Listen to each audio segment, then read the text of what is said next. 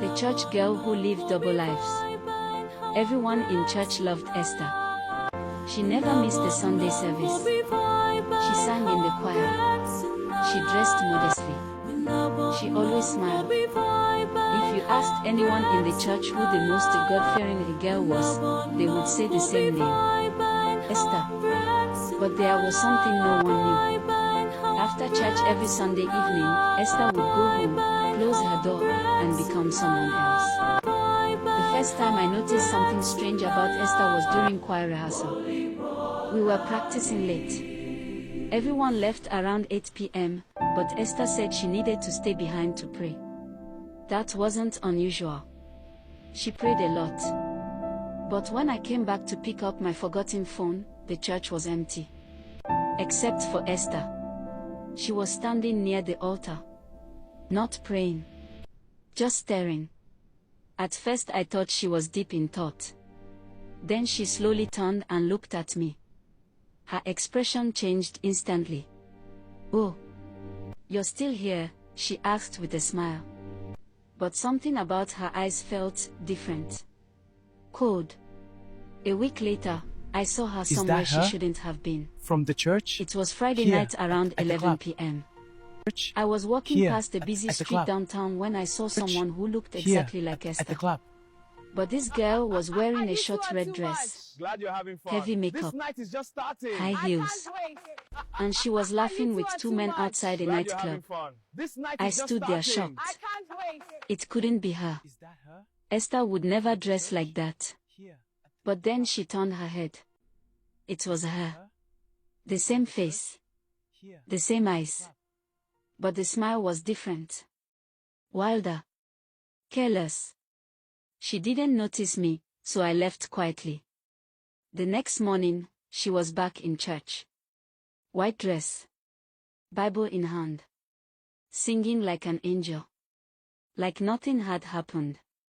At first, I thought maybe she had a twin. But the strange thing was, sometimes she looked tired. Not the normal kind of tired. The kind of tired you get when you haven't slept for days. One evening after choir practice, I asked her directly, "Esther, were you at Silver Lounge last night?" Her smile froze.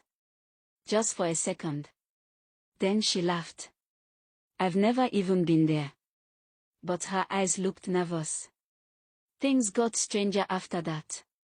One night around 2 a.m., my phone rang. It was Esther.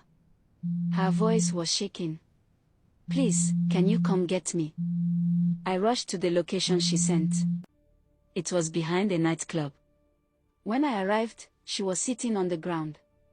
Her makeup was smeared. Her dress was torn slightly. She looked confused. "What happened?" I asked.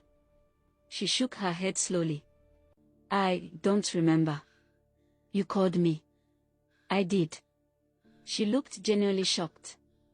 "I don't remember calling you." I thought she was lying. Until she said something that made my blood run cold. "Why am I dressed like this?" The next Sunday, Esther was back in church again. Perfect as always. Calm. Peaceful. Holy. But during prayer, I noticed something disturbing. She wasn't praying. She was staring at me. And her expression looked like she was warning me. Later that day, I received a message from her number. But the tone was different. Not soft like Esther. Cold. Direct. It said, "Stop asking questions about her." My heart started racing. I called the number immediately. Esther answered. "Hello." Her voice sounded normal. "Did you just text me?" I asked. "What text?" When I showed her the message, she went pale. Then she whispered something that still haunts me. "I told you, sometimes I wake up in places I've never been." Then she leaned closer and whispered, "Sometimes. I think someone else is living my life when I sleep." 2 weeks later, Esther stopped coming to church. No one knew why. Her phone stopped working. Her apartment was empty. The landlord said she moved out suddenly. But one night while scrolling online, I saw something that made my hands shake. A video from a nightclub. A girl dancing wildly in the crowd. Red dress. Heavy makeup. Laughing. It was Esther. But when the camera zoomed closer, she looked directly at it and smiled. Then she whispered something. I replayed it 3 times to be sure. She said, Shadows are listening. she doesn't know I'm still here.